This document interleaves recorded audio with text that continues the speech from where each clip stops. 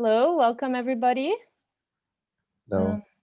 Hello, it's good to see a lot of faces.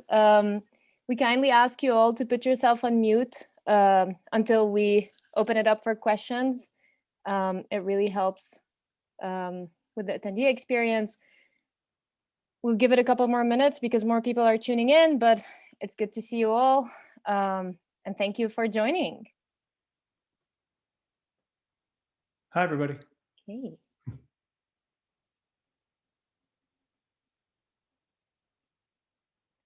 Okay, so I guess we can get started and we'll have more people tune in. But welcome everybody and thank you for joining us in our first Ask an Expert session ever.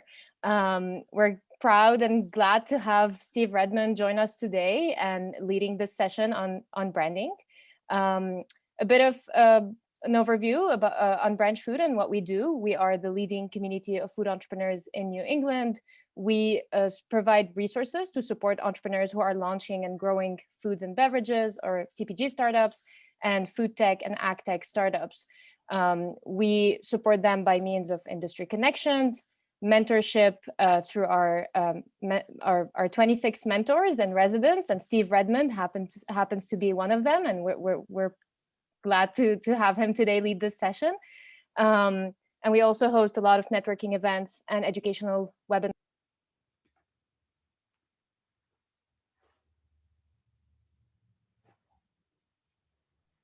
Carol, Oh. I'm sorry, my laptop is acting weird. Can you guys hear me? Now we can. Oh, wow. I don't know. I don't even know where I cut off, but anyways. If you're interested in learning more about Branchfood, just go on www.branchfood.com. It's great to see you all. I'm going to go over and introduce Steve Redmond, who is a branding expert, and Steve can take it from there. So Steve Redmond, we're glad to have you. Thank you for joining us. Steve Redmond is the principal creative director and strategist at Rival Brands. With over 30 years of experience in the CPG and food and beverage space, he focuses on the application of strategy and creativity into design that is hell-bent on turning brands into category leaders. Steve recognizes the importance of putting the power of brand thinking into the hands of the business owner. He recently wrote and produced the branding workbook, Rival Up, Your Brand, Grow Your Business by Understanding Your Brand Better, that is currently being used at the LaunchVermont branding curriculum. During this session, Steve will address questions and provide feedback on what is branding, overall brand strategy, brand naming, messaging and positioning, voice and tone, and value propositions, and how branding elements should work their way into your business actions and touch points. Steve will briefly introduce himself and go over a short presentation. And after that, please you ask as many questions as you'd like. Steve is here to help. He's dedicated his time for us today, and we're super thankful for that. And yeah, this is a learning environment, so please don't be shy and ask questions when the time comes. And Steve, you can take it away. All right, thanks so much. First, I do want to thank Carol and Branchfood and for asking me to do this. I was super excited. I've kind of entered in this bit of a mentorship component of my career. So I'm really enjoying opportunities to just kind of educate and reach out and talk to people. I was flabbergasted at the number of people that signed up for this, although I know I have some people, I think I'm even seeing some people who are here that are right from Vermont and sort of in my backyard. So that's good to see. And I was telling Carol, I think I have a cousin from Dallas who has piped into this. So I'll either get the razzing from that cousin of mine or maybe he'll have some good things to say. I do have a few slides that I wanted to just take people through really quickly, just to kind of talk a little bit about myself. I'm going to share my screen and I'm going to keep it super, super quick. If I can maybe, can everybody see that, or can I get some thumbs up? Or yeah, we can see that. You can see it. Okay. All right. So yeah, so hello and thank you. I got through that part. A little bit about myself. Let me get to here.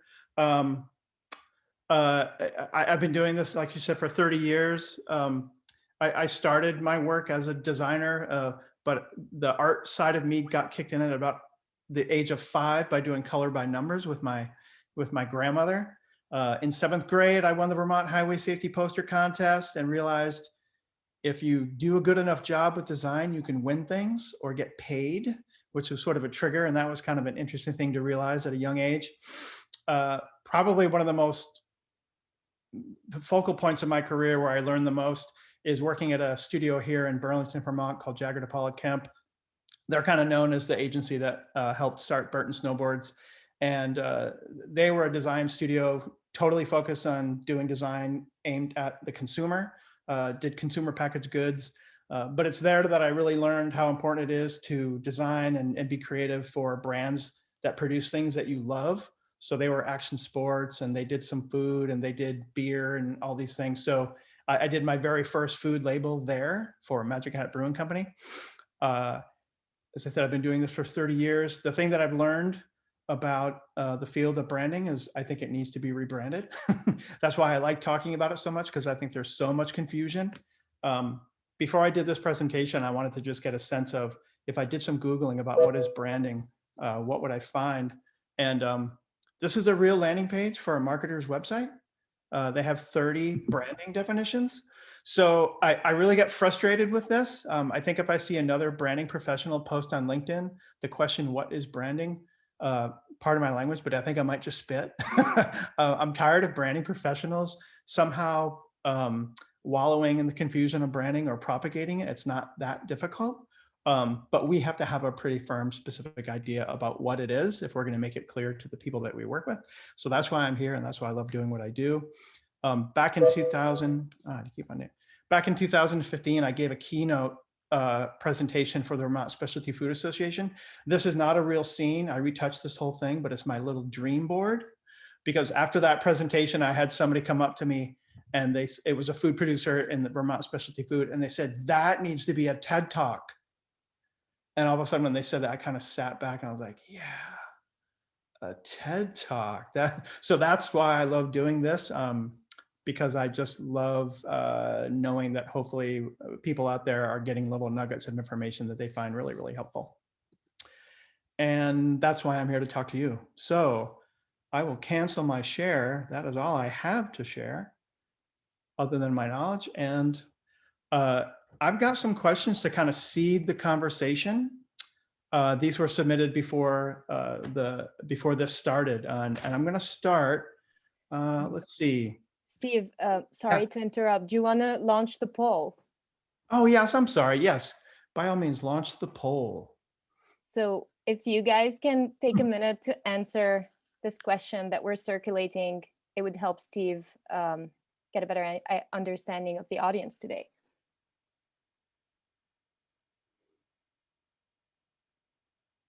And how intimidated I need to be.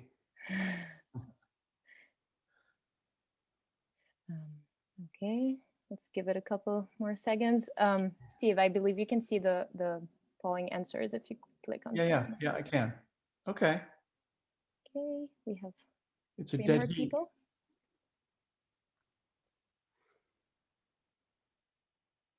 Okay, we'll give it a couple more seconds. Okay, guess that's it. So all right, good to know. There's always going to be a bit of a curve with this, so it seems like it's fitting right within that. So that's great. All right, super. Do I click it away or do you? I think I just did. Okay. Do I? I clicked it away. Yeah. Oh, okay, it was still on my screen. All right, let's see. So I have a whole list of questions here. This one is from Peter Gersuk, if that's pronounced correctly, from Paterbar. It's Patter Gersuk. My first name is Patter. I'm sorry. Oh, it's a weird name. Totally understand. No problem. There we go. Patter Gersuk. So your question was how to communicate your differentiators in an oversaturated market. So there's a marketing sort of strategy tactic component to that question. I can touch on that, but I'm going to sort of get a little bit more into focusing on the differentiator part and how it relates to being in an oversaturated market. So there's something that I like to call elbow room. Like when you're developing a brand and you've put together a product, one of the things that you want to consider is what kind of elbow room do you have around you?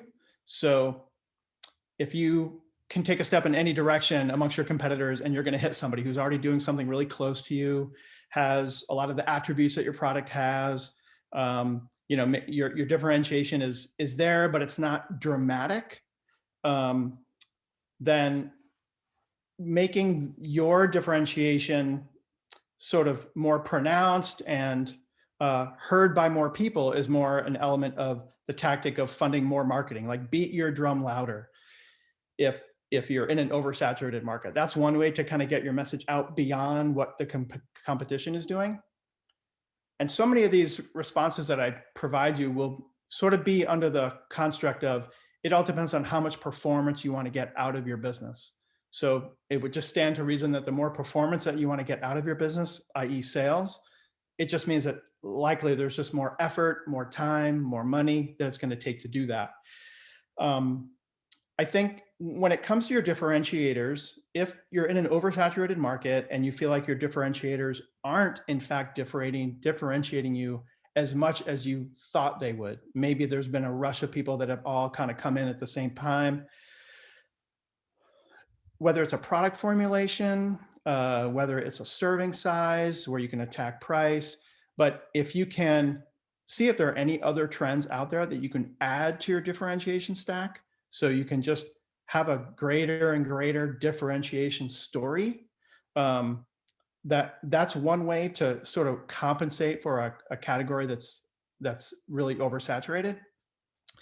I think it also depends on just where you think you can truly be with your business. So the analogy that I use sometimes is if you have a whole bunch of competitors that are already currently up in a tree and you're developing a product or you're launching a product, you can either say, well, if I want to get above all those competitors, I've got to climb that tree and I've got to climb over everybody. So you've got to outwit, you've got to outmatch, you've got to outspend, you've got to do all these things better than them to get over them. But if with your product, if you can find one way, and by why one way, I mean a tree that's right next to what they do, right directly next to them. So you're still the same product, but you can find one key thing that you can add, and it doesn't always have to be huge, but if you can find one more thing that you can add to your differentiator stack that would be the tipping point, to continue the analogy, to get above them, you don't have to climb the same tree. You can climb a tree that's directly adjacent, that doesn't have as many people doing what you're doing. And all of a sudden you've got a freer and clearer shot to get above them. And differentiator strategies are all about what's built into brand strategy. I'll kind of always pin it back to brand strategy. It's part of that assessment that you make when you're building what you're building, when you're facilitating your idea. You just figure out, with market trends and market research, analytics, you figure out just exactly what kind of room you have around you. And you should almost kind of be able to predict, I'm going to be in a field of a lot of common people and what the prognosis is going to be in terms of how you need to stand out. And do I allow for some questions from Patter, do you have any additional questions about that? Well, I think those are really great ideas. Just the idea of trying to add one thing. I think that one of the challenging things I'm finding is that my bar is just defined by it's all pure ingredients. There's nothing created in the lab. It's just whole food.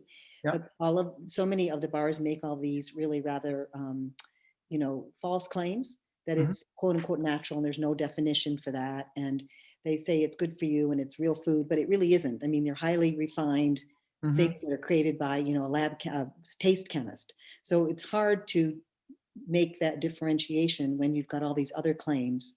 And that's another aspect of this oversaturated category. Yeah.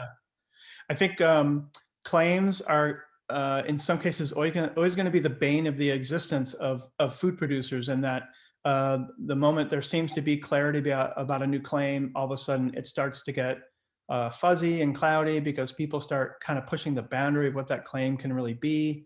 Whether it was all natural back in the day, it seems like that jumped the ship quite a while ago. Transparent ingredients, clean ingredients, those are starting to become kind of confusing. I mean, clean, it seemed like I had an entry point about what that was supposed to mean when somebody said clean, but now clean, it's like, well, what does that really mean? there's a soda out there that has all natural lemon flavor. It's not lemon juice. It actually has nothing to do with lemon juice. So fighting through consumer confusion, that's unfortunately a different kind of story. And again, I mean, the louder that the more pronounced you want your message to be to try to cut through the confusion is kind of a different topic than cutting through like an oversaturated category. An oversaturated category may by default have a lot of confusion in it because people are trying to understand the nuances between each brand and things like that. I think when it comes to consumer confusion over claims and traits, it's just kind of a slow boat to wait for whether it's the FDA or somebody to start putting parameters about what those things are supposed to mean. But until that point, at least you're all in the same boat together. So unless there's some competitor that's doing it really well and they've got it figured out, you're all sort of combating the same evil of that kind of ambiguity over claims and what they mean. But differentiation, it's like I said, it's a branding game. It's a strategy game about what you can build into your product that inherently will just grab the attention. And also in an oversaturated category, if you feel like you really speak to, if you can identify your target audience, like this real unabashed advocate, like who is going to love what I do, love it, not just like it. Sometimes getting a little bit more granular in terms of who will like your product versus the others. That might be a way to create movement. You're not trying to persuade people that are a little far away from liking your brand, convince the people that are already you're already directly aimed at, because then they will become advocates for you and they will start talking, and then therein lies the whole process of awareness and growth, and you can kind of go out that way. But all these things tie to branding, really understanding your audience intimately and what they want and what you're curing for them, what you're solving for them. So that's all great stuff. Thank you so much. Yeah, of course, of course. Let's see, I have another question that is kind of similar, and this one is by Anirban Ghosh. And please excuse my pronunciations. He is, let's see, he is a Sloan Fellow from MIT. His question was similar, so I can kind of go through it really quick. It's similar but different. How can a new brand cut through the clutter in both digital and the physical world? Therein lies really, quite frankly, the essence of branding and brand strategy. So how can a new brand cut through the clutter? Again, I'll just briefly touch on the fact that it can have everything to do with marketing and strategies and tactics. If you really want to cut through the clutter, sometimes you can do it by volume. By like the metaphor of volume in terms of your marketing message and just getting it out there huge and big. But in terms of cutting through the clutter, I think we can, how can a brand cut through the clutter? It doesn't matter where it is. You can cut through the clutter by just making sure that as you're developing your product, you're identifying from day one that you have the idea, as I build this brand and as I build this product, how am I continually refining it so that I am giving myself every opportunity to put out a product and a message to a consumer with a significant need, so that it's not, to them, it won't be about cutting through the clutter. You'll be getting directly to them. You'll be telling them something exactly that they want to know, that they want to hear. And again, in terms of if it's a real differentiated message and it's unique in a profound way, push the boundaries as much as you can. Those new products will do it. Think about people that come out with really disruptive technology. There's a lot of messaging out there, but it's disruptive, and all of a sudden it just grabs everybody because it's so new. So that's kind of a way to do that. Similar question: Is Anirban, is he around? Is he available? Any additional questions? Yeah. I don't think so. We did receive, Steve, a question through the chat. And as a reminder to all attendees, feel free to raise your hand if you want to unmute yourself and ask a question. We'll call you out. But in the meantime, we did receive a question via the chat. Mm-hmm. We are thinking that branding is what our marketing firm is supposed to be doing in conjunction with our design firm. Is this the wrong way to think about it? Yeah, it's a super popular chicken or the egg question, like which came first. Is marketing, does it come before branding? Does branding come before marketing? Or oftentimes, which is more important?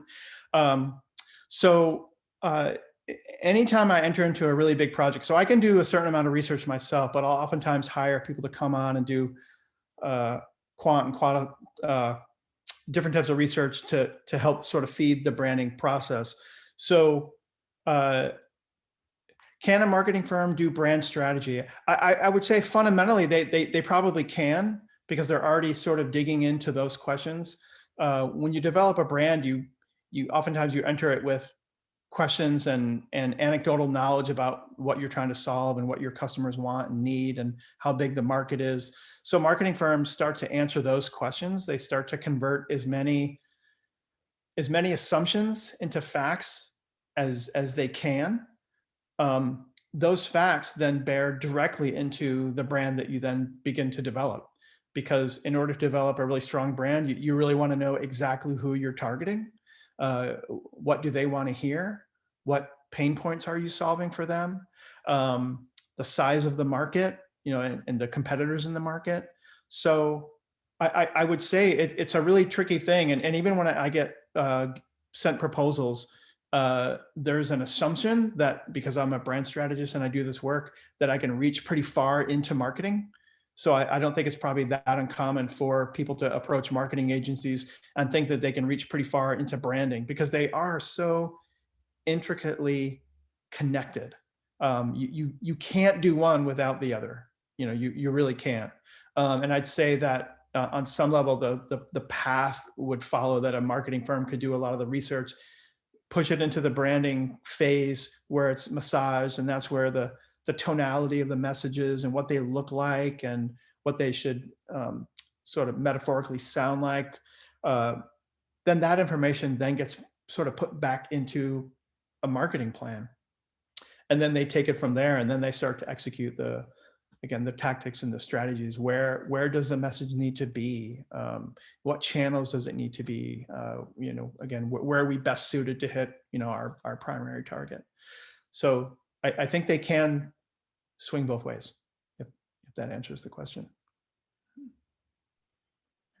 We do have Laura who would like to ask a question. Laura, feel free to unmute yourself.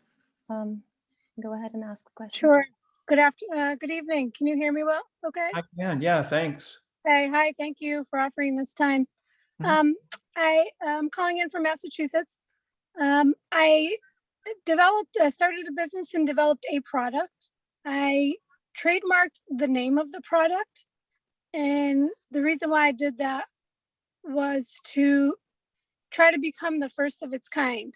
So it's a unique product, and I figured once people start seeing it, it might come out in the future. And so I branded the name in order to kind of become the first of its kind.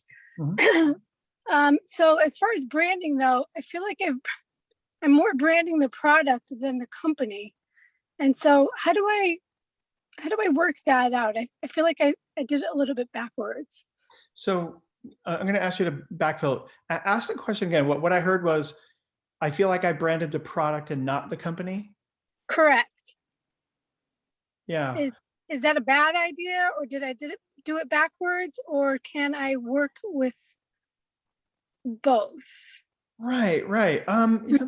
Yeah, it's a good question. I guess,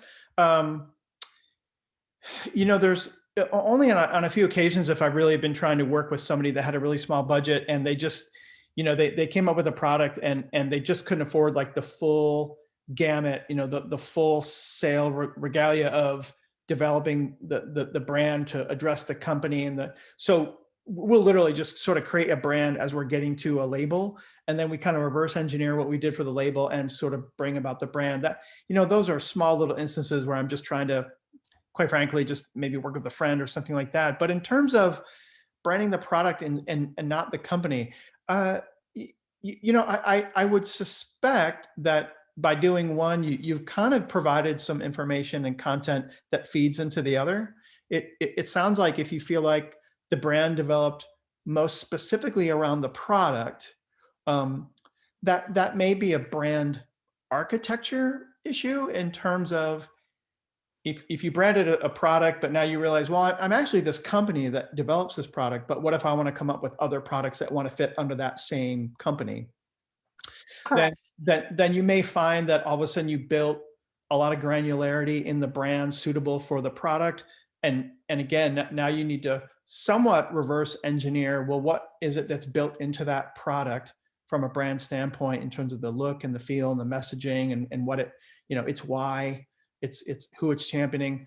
And then kind of go through the steps that you would typically go a little bit before that. Again, if you feel like you're a business that wants to have other types of products in different channels or different categories, then I think it's about understanding what elements of the brand that was built into the product can be extrapolated and kind of pulled out and then applied to the parent organization.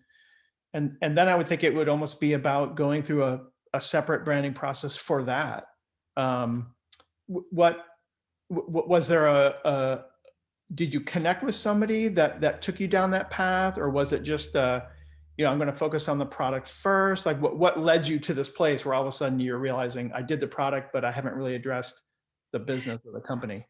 No, I did it myself. I'm doing it in the way that you're proposing. The product was first, and I wanted to get the product out there. Yeah. The name of the company does have, there are parts of the product that go into how I named the company. So just like you said, there is a connection between the two, and I think I can go back and do just as you said. So, but I really wanted to get the product out there. And if you were to Google brand architecture, you'd probably find some good articles on just how to approach brand architecture. There's different models, like a house of brands. So a parent company that owns a bunch of different brands that aren't really related to each other at all, so they need to remain fairly separate. So it's a house of brands. Then there are other formats where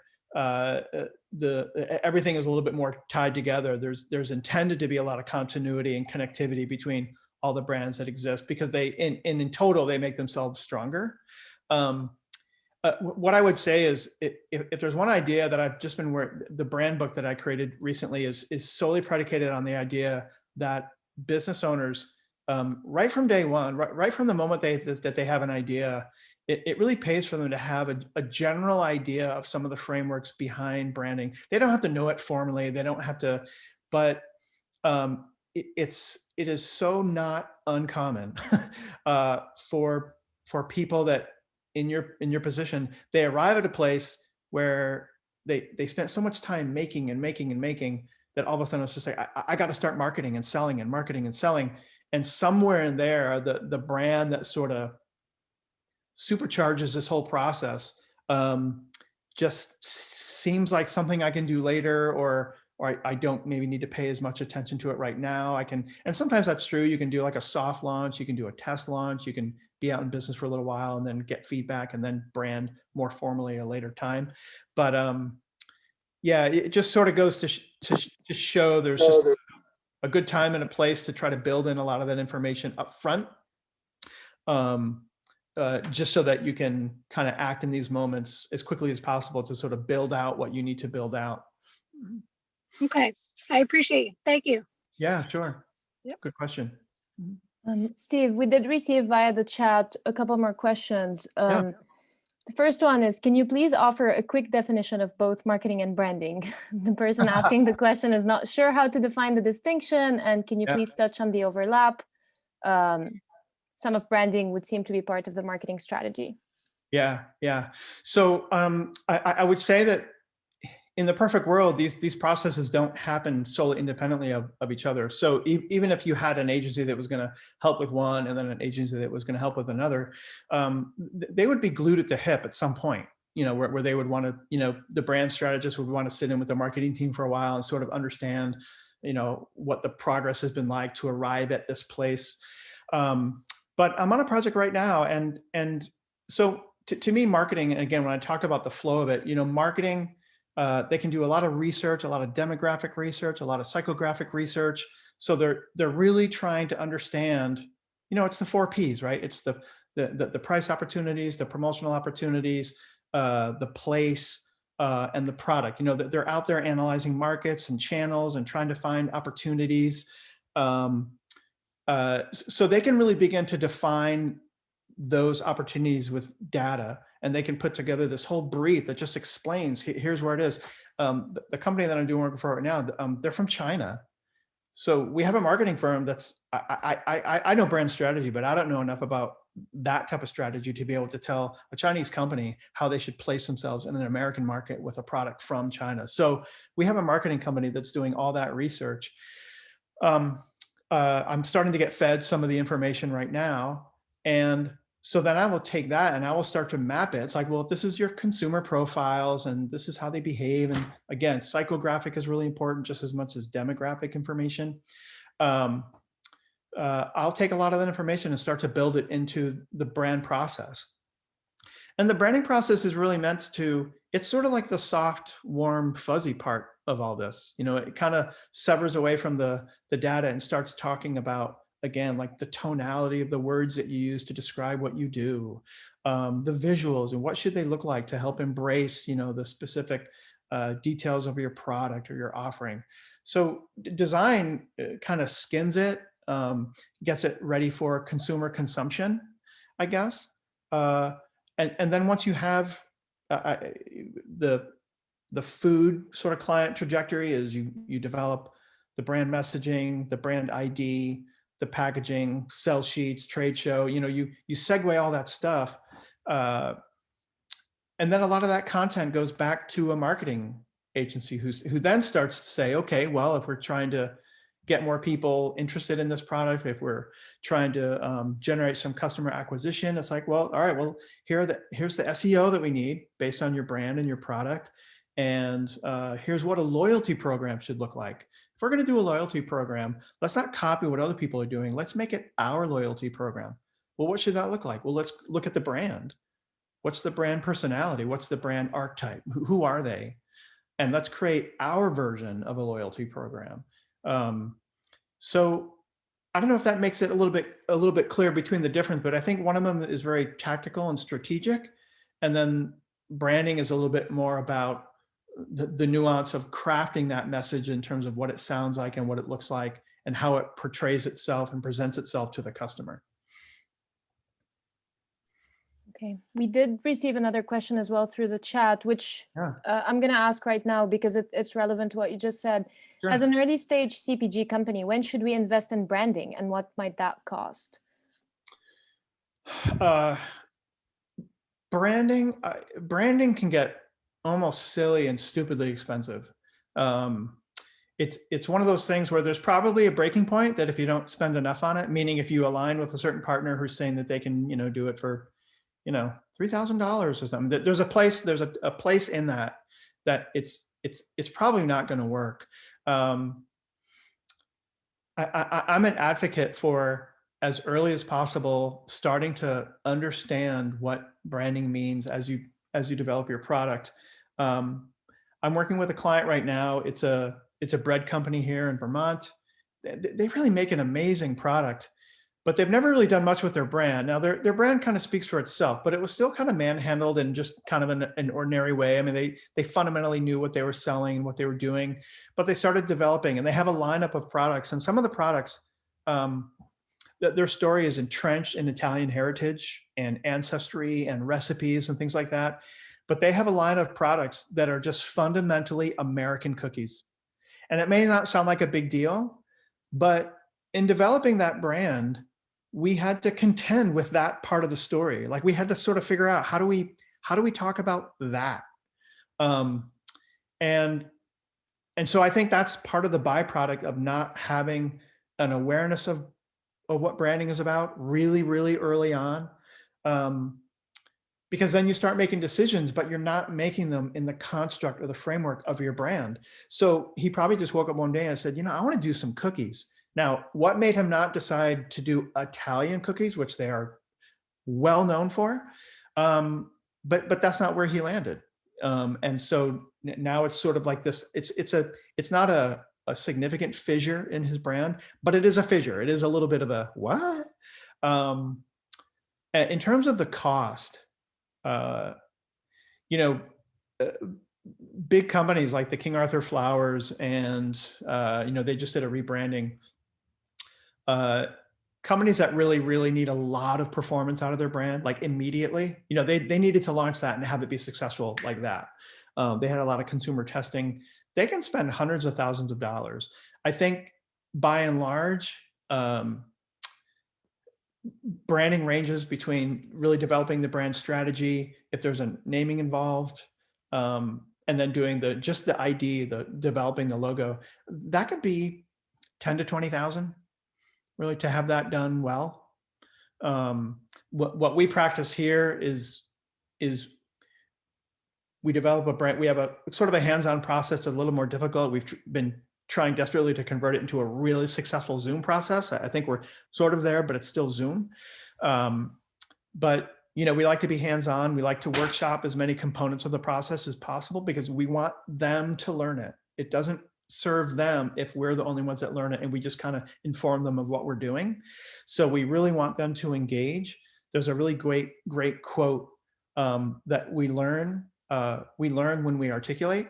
So when we bring our clients through the process and necessitate them to learn it as we go, they don't unlearn it. And it becomes built into who they are. The final deliverable for any kind of branding project that we do is like a brand owner's manual. We just call it, we'll call it the Rival Up brand platform, but it's a document that we hand to them. It's almost like an owner's manual. And we've done that. We've done those types of documents that are 15 pages. A few years ago, we did one that was 60 pages. And it defined every single facet of their brand that you could ever imagine. And in that regard, that company wanted performance immediately, and they wanted to hire a VP of sales, and they wanted to be able to take that brand book and say, read this. This is who we are. This is how you talk about us. This is how you sell us. This is how you photograph us. So they wanted literally an owner's manual that just said everything that they needed to know. I can talk about this a lot. So eventually when I stop, I start to think to myself, did I answer the question? Did I answer the question?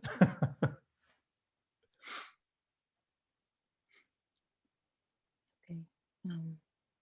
I hope so. I think you did. We have another question from the audience. Chin Cheng, would you want to unmute yourself and ask Steve your question? Yeah, for sure. Thanks so much for presenting, Steve. Yeah, I'm sure. a student at MIT studying sustainable food and agriculture. And I'll be working at a startup this summer, which is doing some quite interesting work in plant-based ingredients. And my question was a little bit specific. So sorry to the audience that it's so specific, but basically our startup, we have historically produced a B2B plant-based ingredient. So have like the capacity to produce this ingredient, like it's used by other companies that are consumer facing and CPG products. But recently we also ventured into CPG ourselves, so it became partly B2C. And it's funny because as I was talking to a potential customer of the plant-based ingredients that we sell, she was also like, well, like I'm interested in creating a CPG product from this ingredient, but then as you're also in the space, and it's an alternative protein space, by the way, she was just like, well, how do I like know how to, how do I know how to trust you? Because you obviously you have your B2B business, but you're now also like in the B2C space. So are you like my competitor? Are you, are you my collaborator? How do you work with clients who have this B2B and B2C side that they have to like cleanly divide to be able to, I guess, target or speak to their customers better and not drive away potential business because customers are concerned about, how the two sides influence each other? Right. That's a good question. I guess probably buried in there in somewhere is a business contractual, like more of like a business type of answer that sort of states, whether it's a non-compete agreement or whether it's, I don't know, something that like if you were to find that you had more and more conversations to that effect and you kept on getting that response, hey, how do I know you're not just going to compete against me? Then I suspect that it's, I'm going to throw this out there. I suspect that it's probably more of just a business management, business protocol. Like what do you do to assure them that that's not a territory that you're looking to move into or anything like that? So it gives them that assurance. I think is there any part of the question that is geared towards like how do you separate messaging or develop a different, is it about developing a different kind of brand for the B2B versus the B2C? You know, I don't know, Yeah. because to me it would really just be about the same process of branding. Understand, you know, the B2C customer and what they're looking for. You know, they're going to have different, they're going to be looking at different things. There was, I did work for a company a while back. It was a maple syrup company, but they were taking a completely different track with their product, and that it wasn't at all about desserts and ice cream and pancakes and quintessential generational sugar feel, you know, sugar, I can't think of the word, but you know, the woods with the trees. They were really targeting it more as just an ingredient. You know, they had different syrups from different types of trees that are completely unique, and other types of natural infusions of maple syrup. So they certainly had a B2B food service kind of component where they were selling it. But there was enough of a segmentation between the channels, between sort of how they're even talking to chefs and restaurants and hotels and things like that, that for them to turn around and then turn it to the consumer, I don't know, it was just very, very different. So I don't know. I have a feeling I probably haven't shed a whole lot of light on that, but I don't know that I have a tremendous amount of experience sort of navigating that component, like I said, other than just from a business perspective, what does it take to build those assurances into your business model? Yeah, no, I think that's it. And to be fair, I don't think my question was 100% a branding question either. Oh, So no, I appreciate your thoughts regardless of the business. Yeah, sure. Yeah, absolutely. Okay. Anyone else? Anyone would like to raise their hand and ask a question? Don't be shy. 60 shy people. I knew that would be the luck here. Well, maybe in the meantime, we can take a look at some of the questions that were asked before the event. We also have a question that was asked via the chat. What interview questions should we ask to assess if a person or a firm will be able to address our branding needs?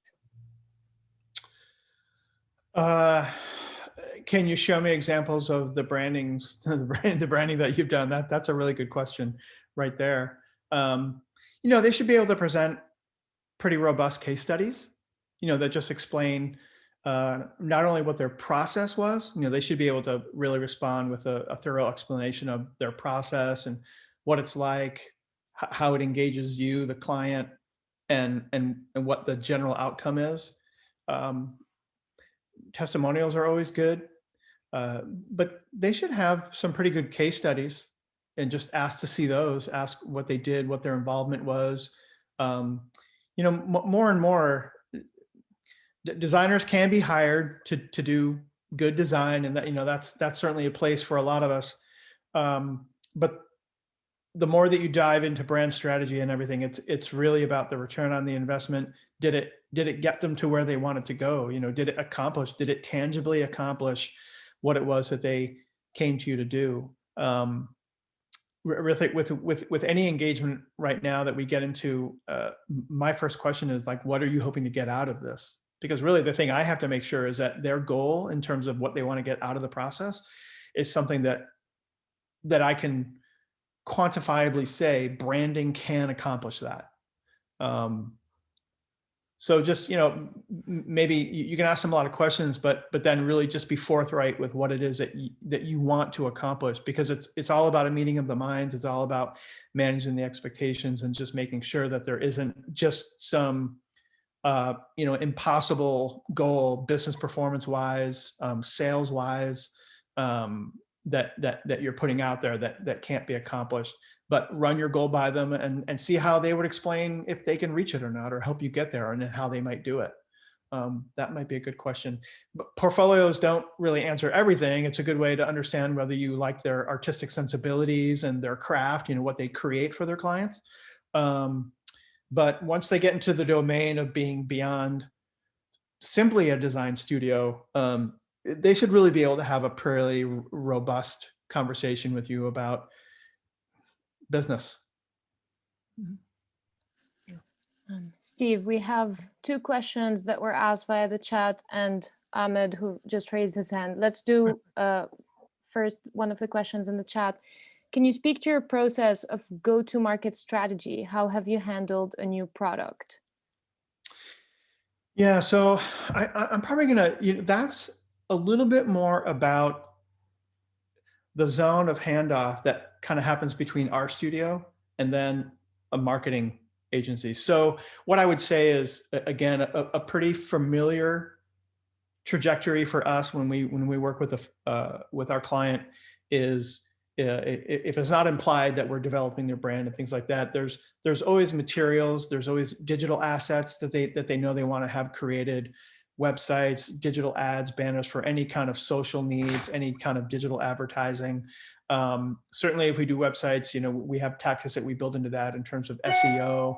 But really the go-to-market component of that is really about the point where the baton gets handed from my business to like a digital marketing agency or something like that. Because then they really, we outfit them with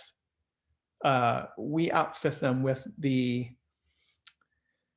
material, the assets, the thoughts. We outfit them with the brand and what to work with, but then they plug it into all the different types of systems, whether it's digital or analog or whatever that might be.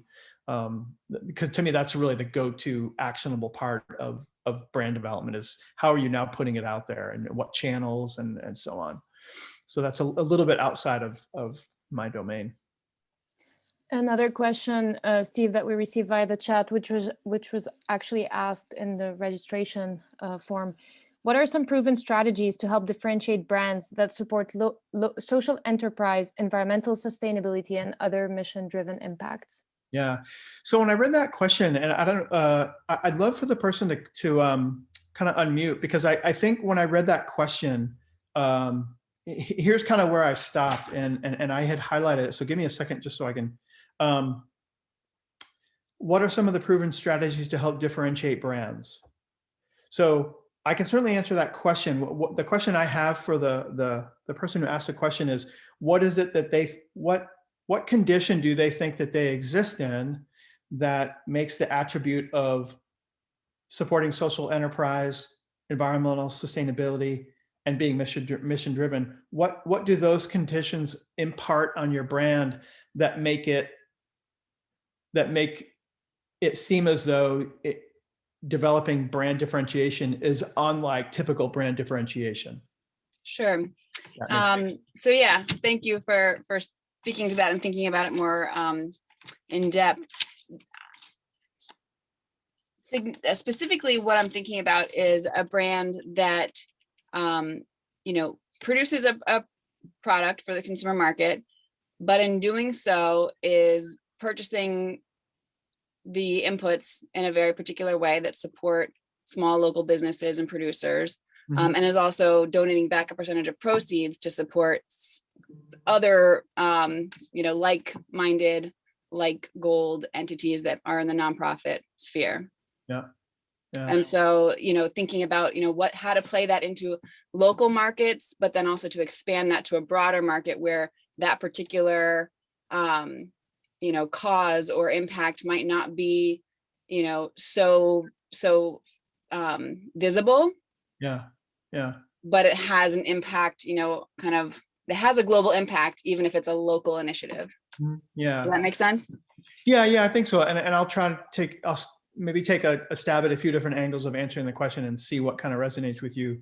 So I would suspect that right about now, the idea of trying to differentiate yourself based on some of these qualities is starting to become about who can beat the bigger drum, because because we all know that it's just sustainability and all those types of issues that can get kind of built into a brand are starting to become, in a great way, more and more prominent, more prevalent across any number of products. I mean, the smallest of businesses out there are trying to figure out ways, without coming across like greenwashing, how do I build this into what I do in an authentic way?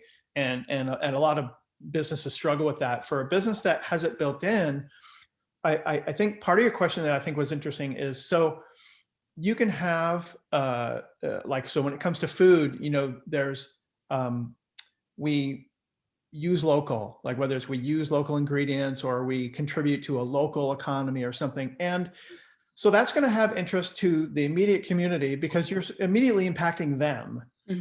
I think, again, to sort of apply the branding idea to that, as you start to want to gain traction outside of the vicinity where it's the actual geographical community, that it's that interest that you're going to start losing because you're now starting to just travel outside of that. Then I think you still have the idea of being able to appeal to people who just want to have a lifestyle where they support companies that support not their local, but that support the philosophy of local. Right. I'm working with a brand here in Vermont, and Vermont just put some new restrictions on what local can be in terms of, so they get some ingredients right over the lake in New York, which is less than 8 miles away, but they can no longer call those ingredients local. So there's, maybe that's a completely different issue, but so we had a conversation in generating the content for their packaging. It was written by a copywriter and I thought it was written brilliantly, but the client had a very similar question to you. She's like, well, but is that really going to mean anything? Because, you know, I want to try to start selling out West and I'm not supporting their communities. Right. But I think the idea that as a general way that I go about my life and I make selections to who I support and where I put my money down, if I know that there's a company out in, you know, Colorado or California, and you know, they support all the local goat farmers with, you know, I'm still going to have an affinity for that brand. I still like the product. I'm still going to like the fact that if I'm sustainably minded and I don't like the idea of trucks hauling things all over the state or something, I'm going to like that brand because they embrace a philosophy of mine.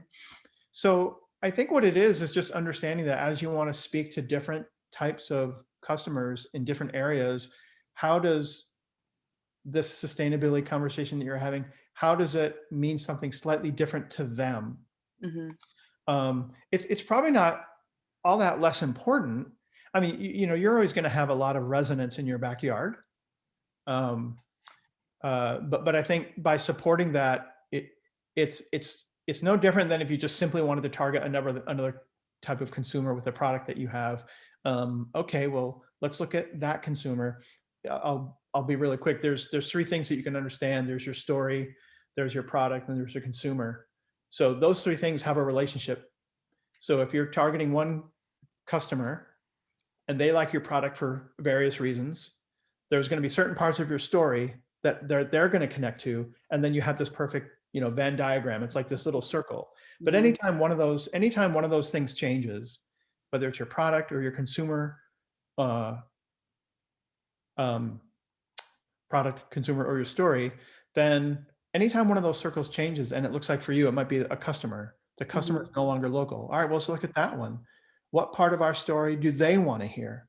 And are they going to like our product for the same exact reasons as the people who buy it here? It could be a product that grows super well in your area and people love it who live near you. Now, maybe you're trying to gain more exposure and buy-in from people who that product isn't as familiar. Well, so then you probably have to do a little education about the product and tell your story in a slightly different way so that you begin to reclose that 3-circle Venn diagram of story, consumer, product. I love that model because it just means that anytime one of those things changes, pause and say, how does one of these things changing affect the other 2? Or does it? Do I need to tell a slightly different story? Do I need a slightly different product? There could be just as a hypothetical, in this territory, we can sell it in this pack configuration or something like that. But once we go to a different territory, they want it bigger. So then you just have to understand those 3 things and how they relate to each other, and then get that new sort of cycle and relationship going strong. But then it's just understanding what those 3 things, how those things change and what they do to each other. Yeah. Great. Thank you so much. Yeah, of course. Thank you. Good question. Ahmed, would you like to unmute yourself and ask your question? Thank you for waiting. Sure. Yeah, of course. Thank you guys for putting this on, and thank you, Steve, for being here. This is super helpful. So my question, well, I'll give you a little bit of context so it frames my question a little better. I run a company that is selling packaged fresh produce. We've worked with a design studio to come up with the brand strategy light, if you will, and then design the label and kind of the look and feel. And the reason why we went on the lighter side is because we're starting off. We don't have such a large budget to invest in something huge.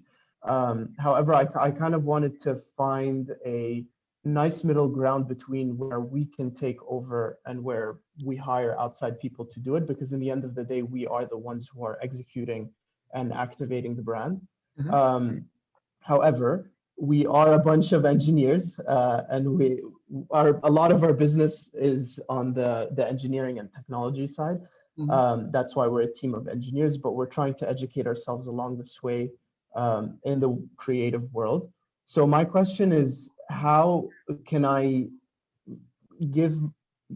educate myself and my team and bring us all together to create a robust brand experience so that all of the different ways that we communicate with our consumer and everywhere that the consumer has a touch point with us melds together and creates an experience versus just a label on a product and something they consume, and something that's a little more meaningful and tells a story effectively of our brand, but they can interact with the brand in a variety of ways. We have some ideas, but it's something that really needs to come down from the initial strategy that we created and has the same visual language that exists on the package that we created and the ideas that we came up with. So how do I bring it all together?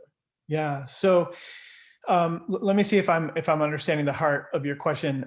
How do you, as a team of engineers, wrangle your brand in the way that it was designed and then handed to you? How do you then continue to implement it and sort of propagate what was created across all the different touch points and everything? How do you do that as a group of engineers? Does that sort of summarize the question? Pretty much, yeah. Yeah. So what I would say is that there's not a real easy way to do that if you're not inherently, and most people that are coming up with products, it's kind of rare when somebody who's developing a product just lives and eats and breathes the brand so holistically and so fully that they just embody the brand in all the best ways and are the perfect spokesperson. And I mean that's kind of rare that happens. So you're not alone, and you are not rare yourself to be in your position. More often than not, in the process of developing a product, you're focusing on the product, and it's hard to sort of switch a gear, then all of a sudden kind of start thinking about it in terms of the brand, because you're so close. I think as much as possible, when people engage with any kind of branding agency, person, freelance, whatever that is,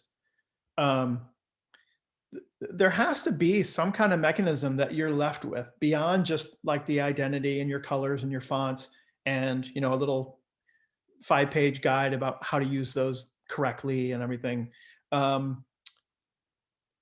Hopefully, along with the work that they did, they gave you that strategy, and hopefully that strategy maybe was implemented from maybe even a messaging standpoint. So like one of the things that we'll do sometimes is if we feel like the brand that we're developing is it's sinking in, but it's not sinking in really fast, like we'll add, like, let's do a couple of messaging pages for you.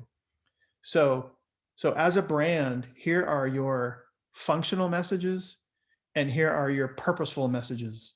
And here's what they sound like. And we'll give them actual examples of copy written in that tone, giving them not really the verbatim lines that they should recite or anything like that, but we'll give them examples of, this is how you would speak to some, about your brand in all these different ways. If you're talking about a function that you want to talk about or a purpose that you want to talk about.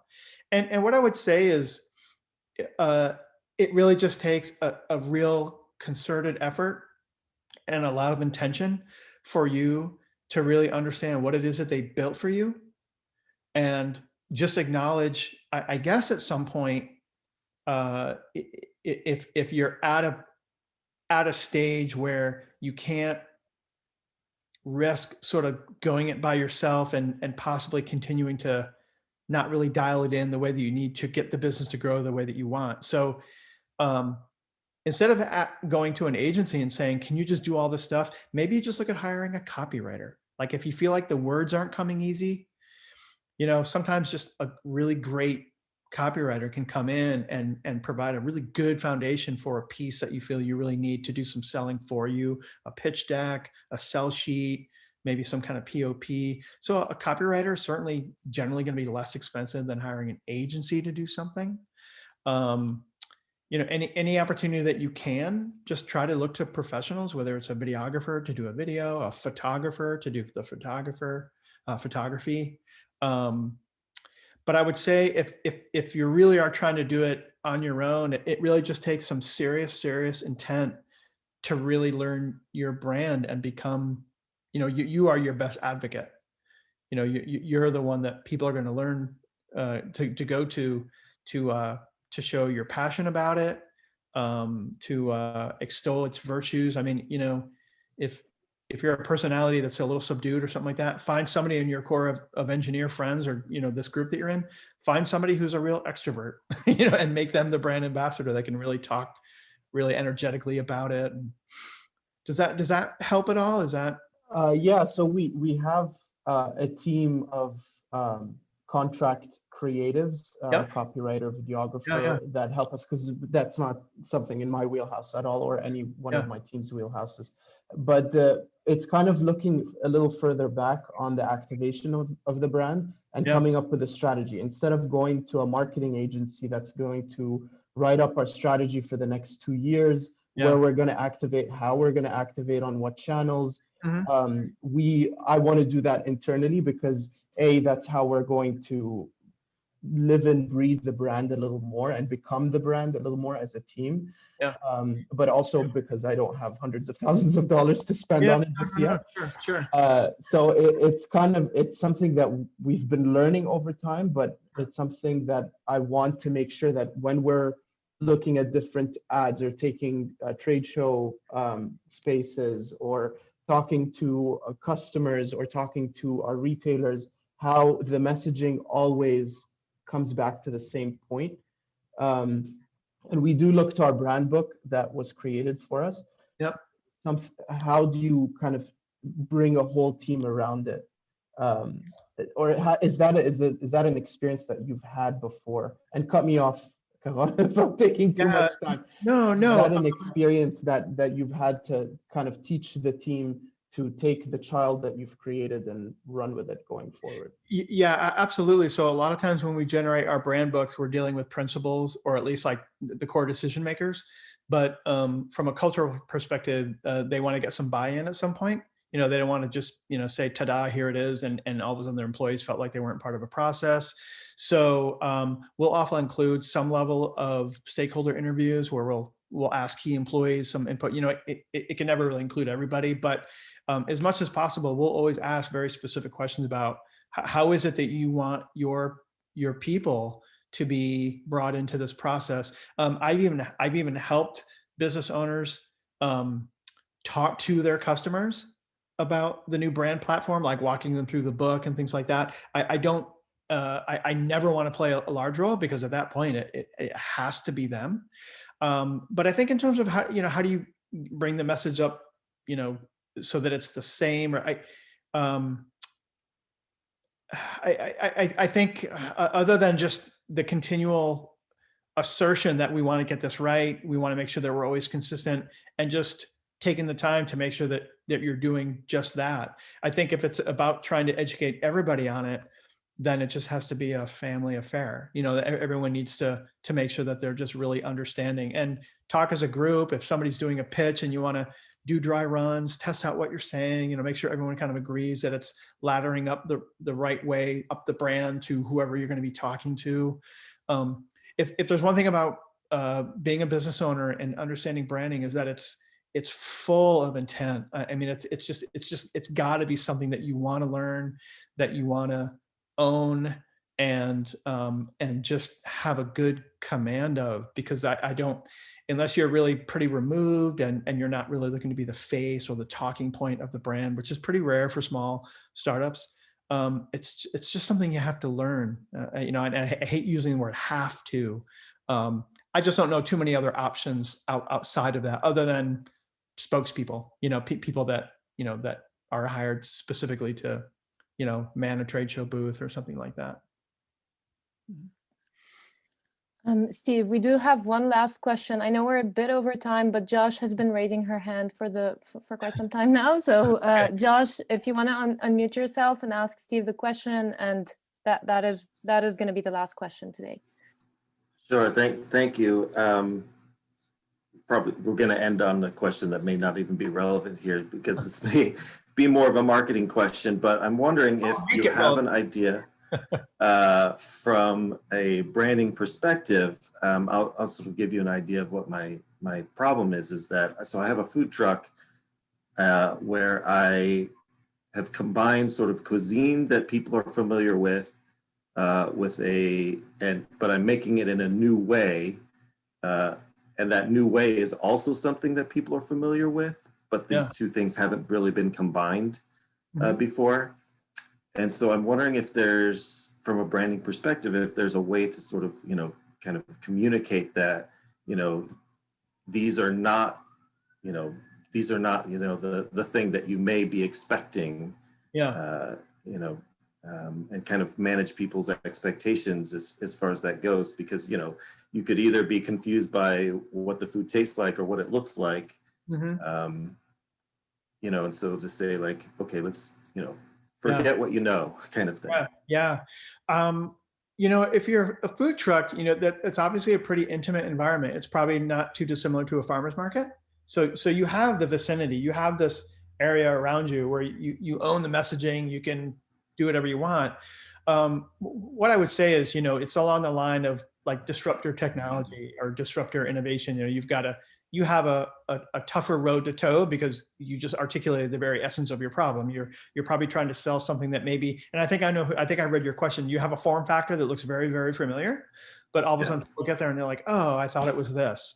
You know, what I would say is just very top level, just embrace the hell out of that differentiation. But then, you know, if you have and I'm gonna exaggerate like crazy here, but if you have like a name for your brand and a little asterisk, and then on the bumper it says we're different because, you know, then you're not doing enough to really convey right. You know, think of it this way: as I'm approaching you, if I'm 25 feet away from and I'm hungry and I'm kind of considering you, make it so that your truck screams what it is that they're walking towards, because in that moment, you're probably going to find people that if you're telegraphic enough with your messaging that you explain what you are, you're either going to have people that are going to be like, oh, no way, I am so there. And they're going to flock to you because they want to investigate, or they're just going to know right away, like, that doesn't sound good to me at all. But I think it's purely because when I read your question, I was just like, well, I don't know. I mean, it does sound interesting to me. I'd at least want to go to the menu board and check out what is it that he's even doing. Now, if you said to me, yeah, Steve, the problem is they get right up to the counter and read the menu and then they leave, then I would say you probably have a, like that, then maybe you've got to sort of, you know, figure out that. But if it's just about making sure that you solve for the confusion, you know, I don't know, I don't think you indicated what your name is. You don't have to, but certainly with certain names, if you're trying to, if you have a tough road to go to explain something, that might be the time when you choose a name that helps to explain the thing. You know, sometimes people think of something that's really unique and they give it this quirky little name that does nothing to explain what it is. So now they have kind of like two tough things to try to solve for. So if your name doesn't do much currently, and you're obviously not going to change your name if you have it in place right now, if your name doesn't really do a whole lot to explain that core differentiation, find a tagline and slap that under your logo, because then sometimes the relationship between your name and a tagline could give you this moment where you can kind of like, bump, you know, you can create this name and then tagline, oh, that's funny, or oh, that's clever, or so you can kind of set up kind of like a little bitty like mini banter between your name and your tagline that, in the words of Oprah, is like a nice aha moment. And then other than that, I would just, you know, make sure that you're broadcasting, you know, a menu board, get your truck repainted, you know, re-decaled, whatever it is. Just make sure that people really understand it. Because it didn't, when I read it, I was like, it's clever. You know, it's hard for me to know what you're achieving from a taste profile standpoint. So maybe some other types of secondary messaging that just explain, like the crunch of this with the flavor of this, you know, just anything like that that just helps solve for the unknown that seems to be kind of turning them away. But I mean, anytime you have something that people don't understand, it's just a slower crawl to get adoption and get people to understand it. But once they do, it would seem as though that's the kind of thing that if it's really, really popular and you've done everything right and people love it, that it then just becomes a thing that people just start talking about. Did you hear about that thing? You know, and they just get it and they love it. Cool. Yeah, interesting. Thanks. Yeah, sure. Yeah. Well, thank you everybody for joining, and thank you, Steve, very much for those useful insights. Important announcement. Steve is dedicating some time next week to answer some of your questions, and in case you weren't able to, or you didn't have the chance to ask Steve a question today, we will be sending out his calendar link in a post-event email. So be sure to look for this email. And Steve, we're grateful for your support. We thank you very much for giving us this hour of your time and for answering those questions. I know that a lot of folks have expressed that it's been super helpful. So thanks again. We really appreciate your support, and thank you for supporting entrepreneurs in the food industry. It was a really great opportunity. I love doing this stuff, maybe a little too much, but I love helping you guys out. And what I would say for anybody that signs up for a time next week, I'm certainly open to open up. It can be questions, it can be show and tell, it can be advice. So it can really, this was about branding, but in terms of next week, if people want to sort of branch out a little bit into something different, or I'm open to that. So I mean, you know what I do, so I'm kind of fixed within that realm. But anything is open, so I'd be happy to talk to anybody. Thank you very much, Steve, and thank you everyone for tuning in. And please be sure to check out our upcoming events. We have a webinar series that highlights product discovery. We have 4 exciting sessions in March, April, and May. So be sure to check them out. We'll send that information in the email. And we have our upcoming Food Edge conference with lots of great speakers this year. So we'll send information about that too. That's it for today. That's all. And Steve, once again, thank you very much. And I wish you all a pleasant evening or a good day, wherever you are.